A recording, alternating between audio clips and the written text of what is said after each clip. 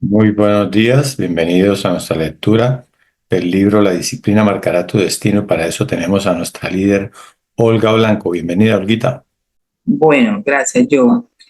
Engrandécete. Durante 25 años, Antonio se abrió camino hacia la cima de la política romana y en ese momento el emperador Adriano, en medio de una prolongada enfermedad mortal, por fin estaba dispuesto a darle lo que se había ganado, la corona.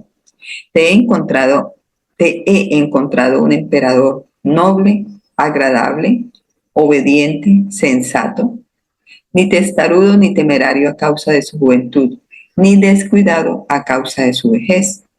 Antonio Aurelio dijo a Adriano de este líder universalmente amado, pero era una broma cruel.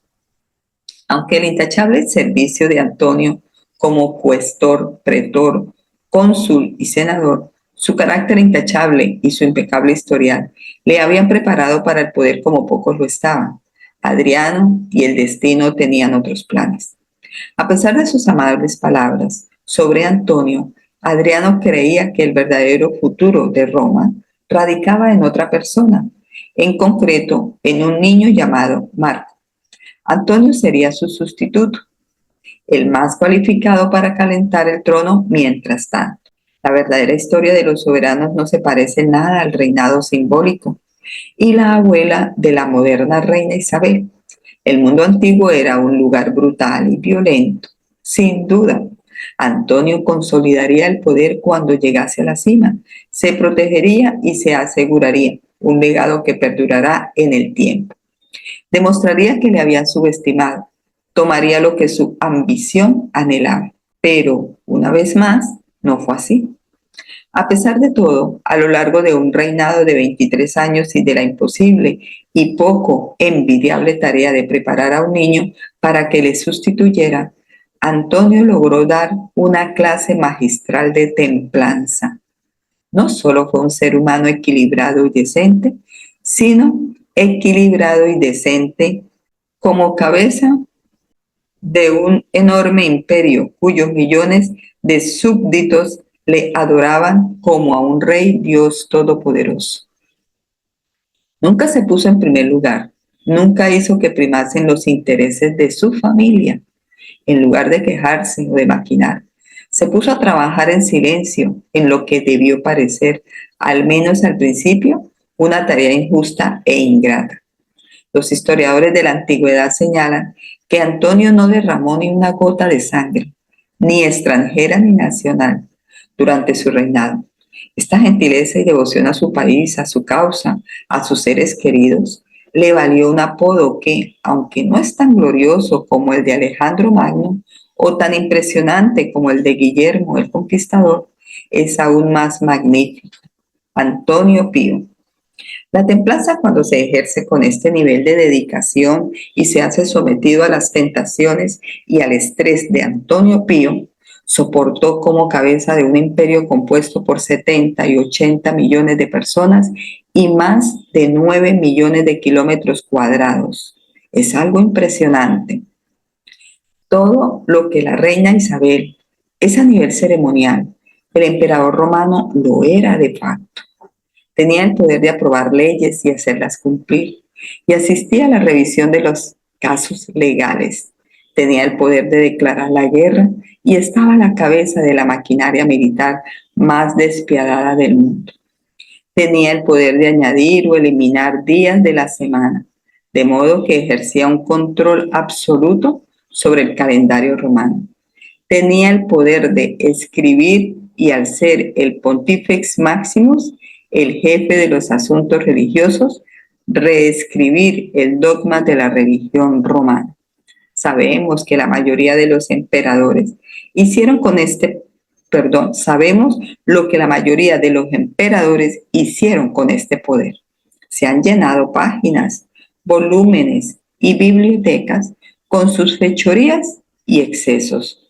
Entonces, ¿por qué, como excepción a la regla romana, Antonio no es tan conocido? Esta es la ironía de la templanza. Nos hace más grandes y menos propensos a anhelar el reconocimiento de esa grandeza.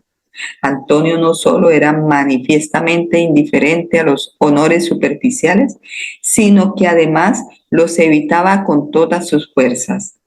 En un gesto de afecto, hacia el final de su reinado, hacia el final de su reinado, el Senado le ofreció renombrar los meses de septiembre y octubre con los nombres de Antonino y de su esposa, algo que él rechazó en el acto. 2000 años después, julio y agosto siguen llevando el nombre de Julio César y Augusto César. Antonio, por su humildad, no recibió esa fama eterna. En todo caso, Antonino se convirtió en víctima de su éxito.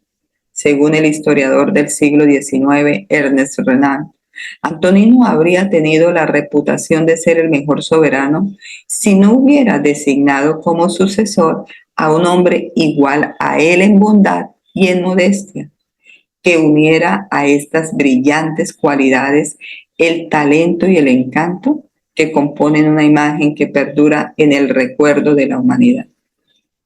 Al no asesinar a su rival y comprometerse de lleno en convertir a su sustituto, Marco Aurelio, en un gran hombre, su fama acabó eclipsando al padre adoptivo que la había cultivado. Antonino se condenó a las notas a pie de página de la historia. La palabra disciplina tiene su origen en el término latino discípulos o alumno. Implica la existencia de un alumno, pero también de un maestro. Esta es la belleza de la relación entre Antonino y Marco Aurelio. Un hombre que a pesar de sus intereses poseía el control y la bondad para ser tutor y mentor. El otro estaba dispuesto a aprender y era lo bastante humilde como para ser el discípulo de un maestro que tenía tanta disciplina y bondad que tras su muerte sería divinizado. Cada uno obedeció a las inusuales circunstancias que los unieron, que ninguno de ellos eligió y que casi toda la historia habría predicho que terminarían en desastre. Y juntos alcanzaron la clase de grandeza que va más allá de la imaginación. El tipo de grandeza propia de los libros de cuentos y de parábolas, no la que engalana las crueles altas esferas del poder. ¿Qué le enseñó Antonino a Marco? Empecemos por el cuerpo. Antonino tenía mucha fuerza. El hecho de que pudiera suplir una de sus migrañas y retomar después lo que estaba haciendo, fresco y en plena forma, impresionaba al joven. Antonino se cuidaba mucho, no solo porque la salud es importante, sino porque con salud podía dirigir mejor los asuntos del imperio. No era hipocondriaco ni estaba obsesionado con su aspecto, pero tampoco ignoraba las cosas. Escribió Marcos sobre la preocupación de su padre por la salud. Por eso, casi nunca necesitaba atención sanitaria, medicamentos ni ningún tipo de bálsamo o ungüento. Antonino demostró a Marcos que un hombre de gran poder y riqueza podía vivir sin un batallón de guardaespaldas y sin las bufonadas y la ostentación de su posición.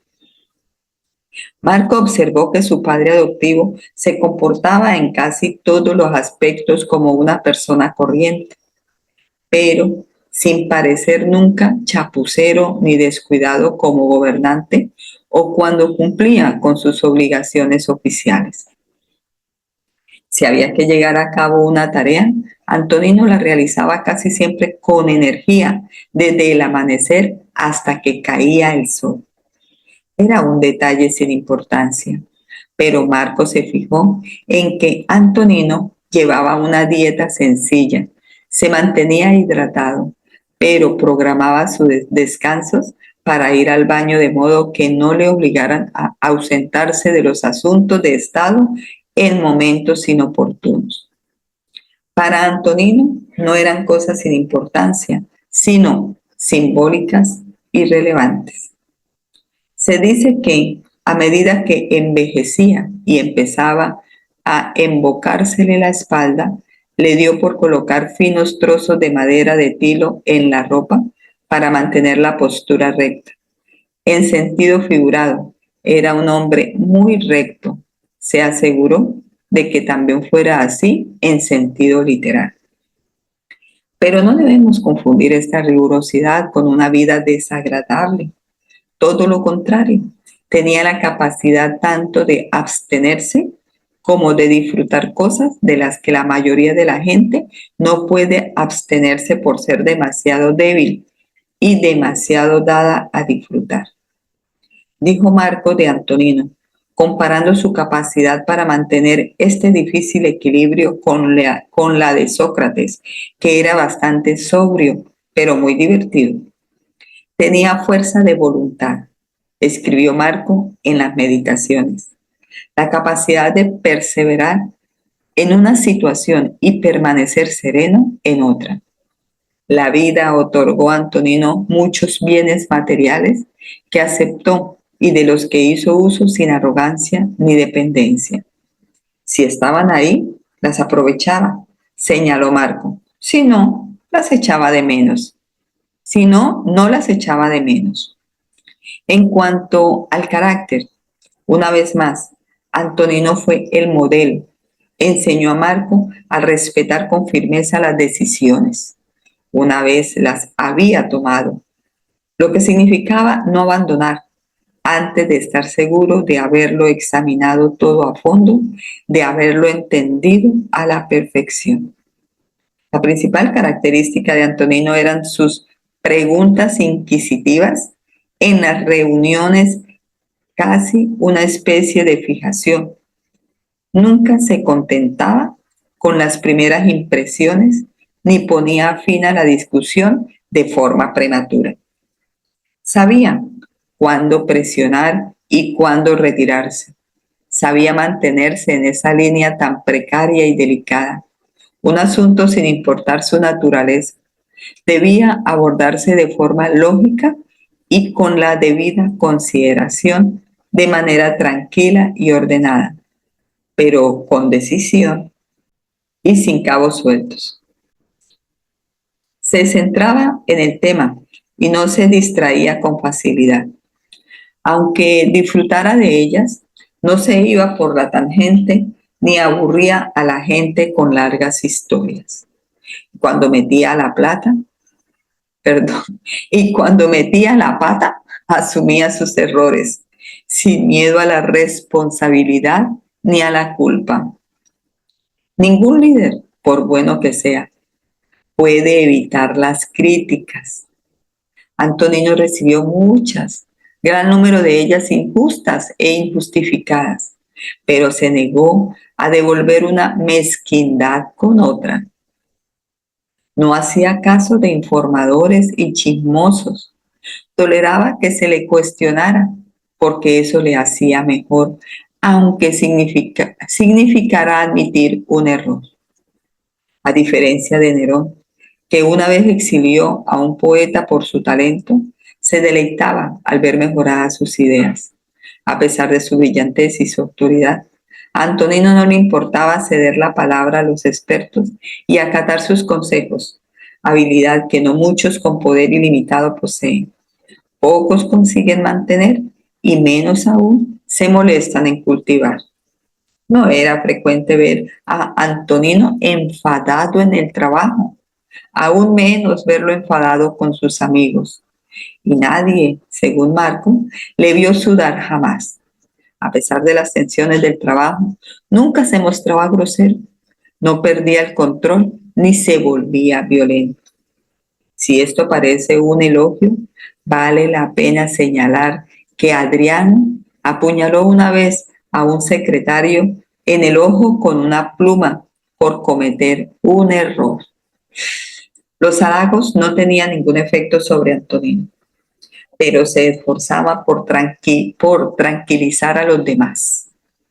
Cuando visitaba a sus amigos, era capaz de dejar a un lado las ostentaciones del cargo y estar con ellos como una persona normal y corriente, y procuraba que no se le tratara de forma diferente a los demás. Un amigo que se burlaba de Antonino después de que el emperador hiciera algunas observaciones sobre la decoración, se sintió muy cómodo diciéndole al hombre que tenía poder sobre la vida y la muerte de todos los súbditos del imperio, que cuando se entra en casa de otro hombre se debería estar sordo y mudo. Podía reírse y dejaba que se rieran de él. Se tomaba el trabajo en serio, pero nunca a sí mismo. Era, tomando prestada la frase de Marco, la combinación perfecta de una persona, solemne sin aires de grandeza. Aunque Adriano había realizado largas giras de estado por las provincias del imperio, Antonino se negó. Tras servir como procónsul en Italia y luego en Asia, antes de su subida al poder, comprendía la inmensa carga que estos viajes suponían para los pueblos que tenían que acoger las procesiones imperiales. Por humilde y modesto que intentara ser, el abastecimiento de un soberano era una imposición, y él trataba de no imponérselo a nadie si podía evitar. Esta disciplina física y mental confluyó en Antonino y lo convirtió en un hombre compasivo, mesurado y firme, que primero se gobernaba a sí mismo. El destino no había salido exactamente como Antonino esperaba, pero logró convertirlo en algo que, a posteriori, no habría cambiado por nada del mundo.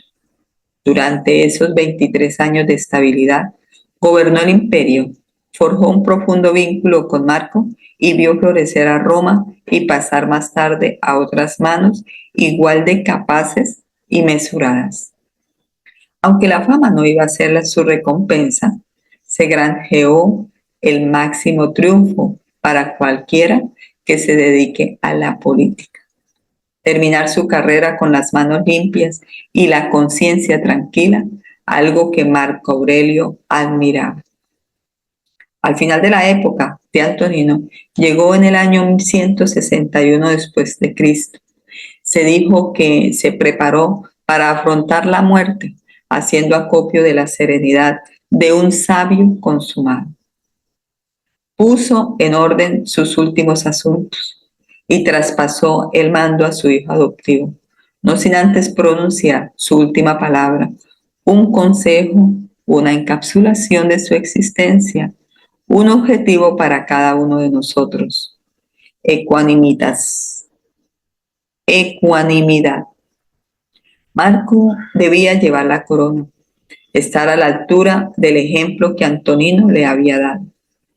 La ecuanimidad sería la consigna perfecta. Queda claro cuando se miran las fotos de antes y el después de los presidentes estadounidenses. Ser jefe de Estado pesa. Pesada es la cabeza que lleva la corona y gris es el cabello que cubre. La enorme responsabilidad machaca a un líder de forma constante, excepto cuando le abruma. Sería fácil decir: los débiles absténganse de presentarse, pero a menudo lo hacen, perjudicándose tanto a ellos como a las personas a las que deben servir al mismo tiempo. El destino obsequió a Antonino con muchos años de paz y estabilidad. Marco Aurelio no tendría tanta suerte. Se enfrentaría a una inundación histórica, a una invasión bárbara y a una devastadora plaga que aniquiló a millones de personas. Un amigo cercano lo traicionaría e intentaría matarlo. El declive y la caída de Roma se acercaban. No era culpa suya, pero sí su responsabilidad, su pesadilla diaria. Imagina el terror, la frustración y el estrés. Había vidas en juego, su familia estaba en peligro. Nada podía preparar a alguien para tanta adversidad. Cada día se presentaba una nueva crisis, un nuevo problema que hacía que sus ya escasos recursos se redujeran cada vez más. Cuando el miedo y la ira colisionaban con los emperadores anteriores, las calles de Roma se teñían de rojo por la sangre. Con Marco no. Se enfrentó con firmeza a una situación grave tras otra, negándose no solo a comprometer sus principios, sino insistiendo en hacer alarde de ellos ante todos. Por medio de las afirmaciones y de los hechos, transmitió al pueblo romano que la templanza de la que hacía alarde no desaparecería en los momentos difíciles, sino que se trataba de un dominio muy profundo de sí mismo. Una persona normal, un líder de menor valía y, por desgracia, más típico, podría lamentar esta serie de tragedias. Pero Marco no. Que le ocurrieran estas cosas no era malo, era una oportunidad. El impedimento de la acción fomenta la acción, escribió para sí. El impedimento de la acción fomenta la acción, escribió para sí. Lo que se interpone en el camino se convierte en el camino. Toda adversidad, toda dificultad, además del terrible poder y del lujo, era una oportunidad para demostrar su valía, para demostrar que realmente había aprendido de Antonino, que no solo creía en la templanza, sino que la practicaba. Cuando Tiberio se convirtió en emperador en el año 14 después de Cristo, se instaló en un palacio en la isla de Capri. Nerón, libre de la influencia de su madre, exigió su lira y se autoproclamó el artista con más talento de Roma, desatendiendo los asuntos de Estado para satisfacer su ego.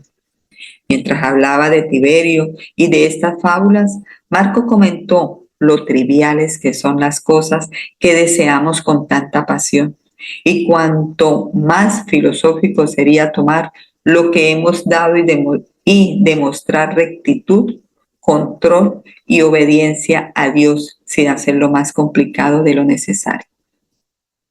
¿Qué es justo lo que hizo? Aunque no sin antes dudar de sí mismo. Se dice que Marco Aurelio lloró cuando le dijeron que se convertiría en rey. Conocía su historia. No era una bendición de la que muchos salieran bien parados. Sería un trabajo duro. No solo ser emperador, sino ser uno bueno y que no le corrompiera ni destruyera. Tuvo que haber momentos en los que deseara hacer cualquier otra cosa, en los que habría preferido sus libros y la filosofía a la carga de lo que el destino había elegido para él. Aunque alcances la sabiduría de Cleantes o de Zenón, le escribió uno de sus tutores: aún en contra de tu voluntad, debes ponerte el manto púrpura, no la capa de lana del filósofo. ¿Podría hacerlo? ¿Podría llevarlo con honor y dignidad sin que le dejara mácula alguna? La posibilidad de quebrarse como Calígula, Vespasiano y Claudio le revolvía el estómago. Una noche soñó que sus hombros eran de marfil. Sí, era lo bastante fuerte. Era posible que el trabajo no le destruyera. Podía hacerlo, lo haría. No sería como ellos, utilizaría el trabajo como un lienzo en el que pintar una obra maestra. Se dice que ningún hombre es un héroe para su asistente, pero Marco, que estaba incluso más cerca de Antonino que un asistente, que había visto al hombre en sus mejores y peores momentos durante más de 2 décadas, seguía adorándolo. Sus otros tutores, su estudio del estoicismo, sus consejeros, todo ello desempeñaría un papel en el éxito final de Marco. Pero como escribió Renan, Había un único maestro al que Marco reverenciaba por encima de todos estos maestros que habían sido seleccionados de todos los rincones del mundo, y ese era Antonino. Marco Aurelio llegó a ser lo que fue gracias a que tenía a su lado al mejor modelo de una vida perfecta, a quien comprendía y amaba. Y Antonino fue un héroe. Se ganó esa devoción. No era un momento de valentía en el campo de batalla, sino mediante la extraordinaria y habitual disciplina que se exigía a diario. Marco la observó y fue testigo. Se inspiró en ella y le dedicó su vida. Eso es lo que pasa con la disciplina. Es contagiosa, como el valor. Marco se contagió de Antonino y se convirtió en quien fue y en lo que fue, es decir, en alguien increíble. Cuando Marco fue coronado, cuando se le otorgó el singular poder que había pertenecido a Antonino, se enfrentó a una prueba no muy distinta a la que se había enfrentado su amado modelo, porque mediante el extraño plan de sucesión de Adriano, Marco había heredado un hermanastro cuyo papel no estaba claro. ¿Qué debía hacer un emperador con ese rival en potencia? Un antiguo maestro estoico aconsejó a un emperador anterior que despachara a cualquier otro heredero varón y le dijo que no puede haber más de un César. Marco dio vueltas al asunto y encontró una medida sin parangón en la historia por su generosidad y desinterés. Una auténtica contradicción de la máxima de que el poder absoluto corrompe. Nombró coemperador a su hermanastro. Cuando le entregaron el poder absoluto, lo primero que hizo fue conceder la mitad. Marco Aurelio y su hermanastro no podían ser más diferentes. Lucio Vero no era tan estricto consigo mismo. No se tiene conocimiento de que jamás cogiera un libro de filosofía. Se creía superior. En su libro Meditaciones, lo único que le vemos expresar es gratitud por haber tenido la clase de hermano que tuve. Un hermano cuyo carácter me desafió a mejorar el mío, cuyo amor y afecto enriquecieron mi vida. Se decía que la verdadera majestuosidad de Marco Aurelio era que su exigencia era solo consigo mismo. No iba por ahí esperando la República de Platón. Entendía que las personas eran personas que no eran perfectas. Encontró la forma de trabajar con las personas imperfectas, poniéndolas al servicio del bien del imperio. Buscaba en ella las virtudes que alababa y aceptaba sus vicios, que sabía que no podía controlar. Estamos tan lejos de poseer algo que incluso la casa en la que vivimos os pertenece, dijo Marco al Senado acerca de la supuesta riqueza de su familia. Una de las únicas órdenes directas que dio al Senado fue que fueran misericordiosos con algunos de sus enemigos políticos que habían intentado dar un golpe de Estado. Misericordiosos. La mayoría de las órdenes de Marco Aurelio eran para él. Robin Waterfield, su traductor, señala que 300 de las 488 entradas de las meditaciones son reglas que Marco se impuso. Se levantaba temprano, llevaba un diario, se mantenía activo. No gozaba de buena salud, pero nunca se quejó. Nunca lo utilizó como excusa. Nunca dejó que le frenara más de lo absolutamente necesario. A pesar de su riqueza y de su poder, vivía con humildad, manteniendo ese complicado equilibrio entre la contención y la abundancia, pasando la mayor parte de su reinado no en glamurosos palacios de mármol, sino en la sencilla tienda de un soldado en el frente. Y cuando no estaba a la altura, y cuando no estaba a la altura o se equivocaba, trataba de levantarse y volver al trabajo, para dar siempre lo mejor de sí, incluso aunque fuera muy difícil.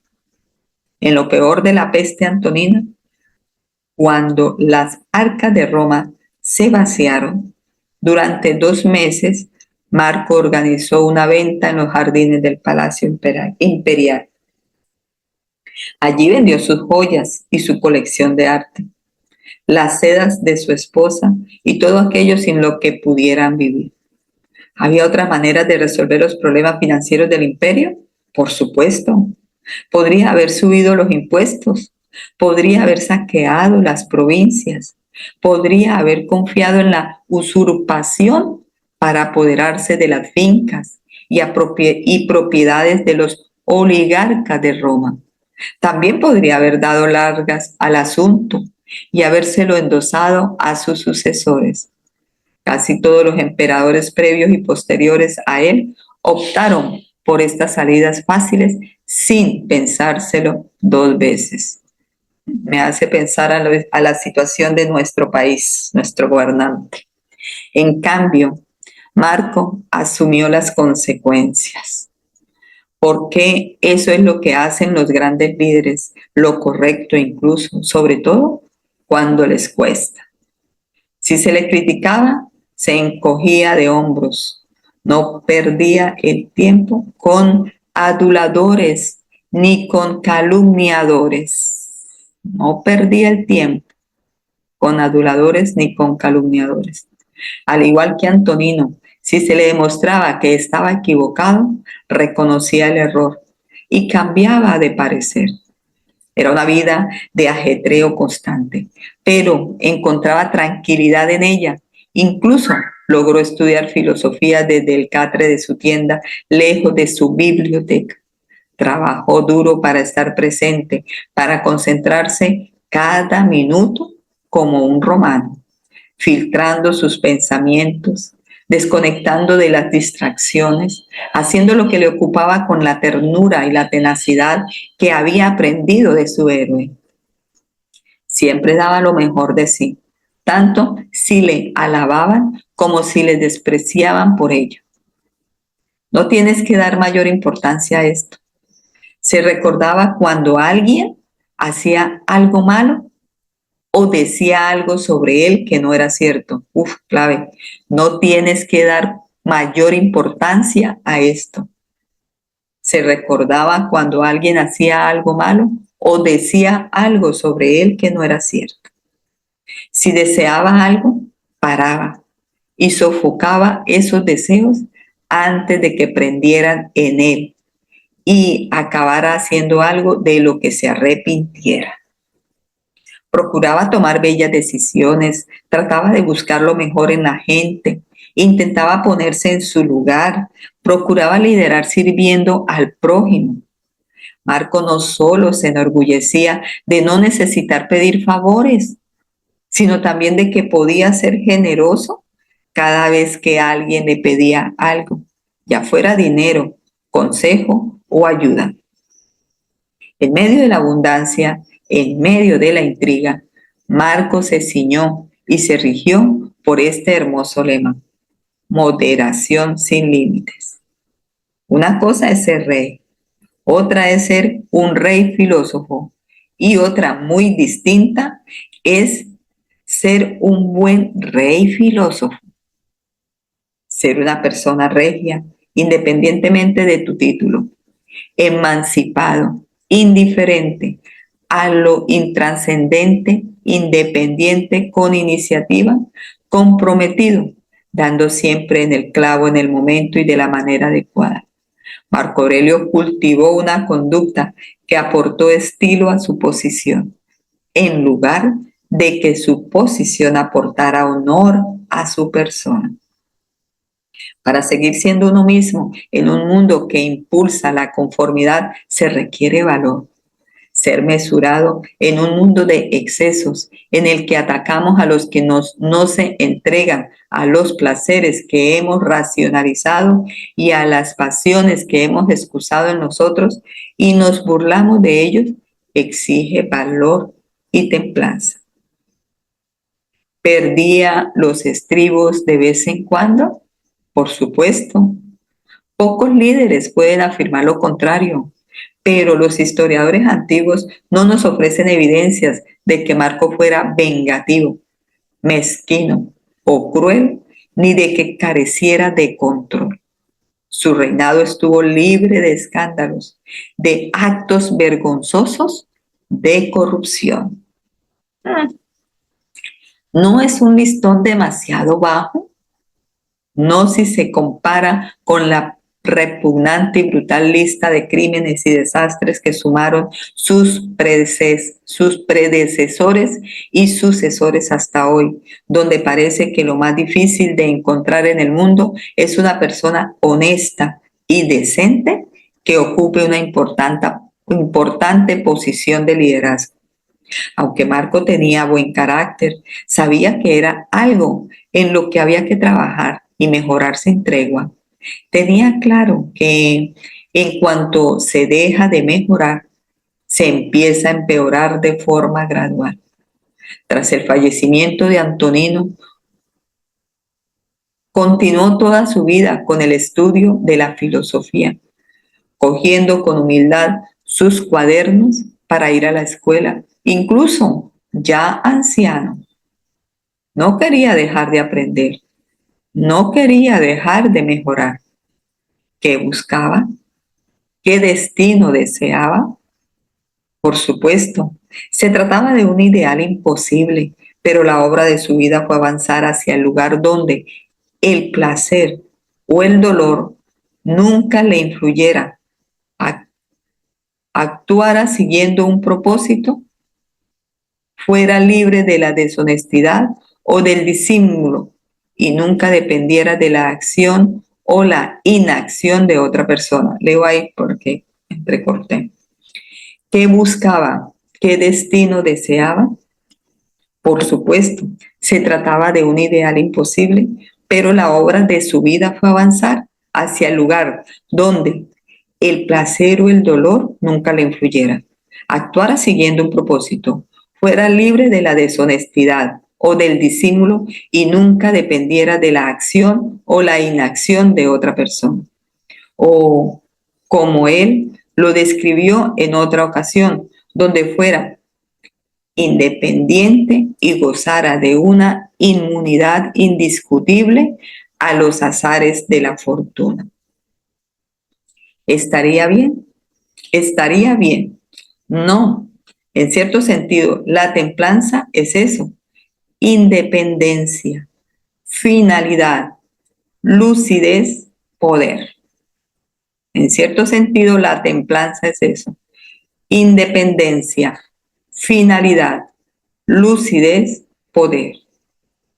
Solo hay una manera de llegar, y no es a través de una epifanía. Hablando de su difunto marido, el señor Rogers, Joan Rogers, comentó: si lo conviertes en un santo, quizá la gente no sepa lo mucho que trabajó. Antonino y Marco Aurelio no son viejas y polvorientas parábolas del pasado. No son figuras bidimensionales impresas en las páginas de los libros de historia. Eran seres humanos y no perfectos, pero si fueran perfectos, no nos infundirían esperanza. Los amamos porque lo intentaron, porque corrigieron el rumbo en el fracaso, porque fueron humildes en la victoria, porque hicieron un buen trabajo y obtuvieron buenos resultados. Esto es lo que nos muestra el camino. Así como el ejemplo vivo y la afectuosa enseñanza de Antonino ayudaron a moldear a Marco Aurelio, la vida y las lecciones de Antonino y Marco Aurelio pueden moldearnos a nosotros. No tenemos que añadir nuestros nombres a la lista de tristes historias y fábulas que tan a menudo escribe el éxito. Por medio de la disciplina podemos encontrar nuestro destino, el acceso a un plano superior de conciencia, del ser y de la excelencia. Antonino lo encontró y la senda que labró le mostró el camino a Marco. ¿Seguiremos sus pasos? ¿Admiraremos a estos héroes? ¿O seguiremos el camino de los que son como Nerón? Esa es la pregunta que debemos hacernos ahora. 49 son. No sé si se iba a repasar, no. O seguimos. No, es que ya ahí empieza el otro capítulo, Am, ¿no? sí, pero no sé si Yo creo que dejamos ahí mejor porque no ya lo terminamos. sí quedan 5 minutos. Sí, por eso, pero entonces no alcanzamos a terminarlo como todo con la idea No, no. principal. Sí, yo pienso Sí, que comentar, o sea, para mí es importante comentar lo que acabamos, o sea, como para uno analizar y mirar lo que no, el ejemplo de Marco Aurelio, de Antonino, o sea, para nuestra vida, para nuestro negocio, ¿qué podríamos hacer? no, pues la muestra, el ejemplo de él de humildad,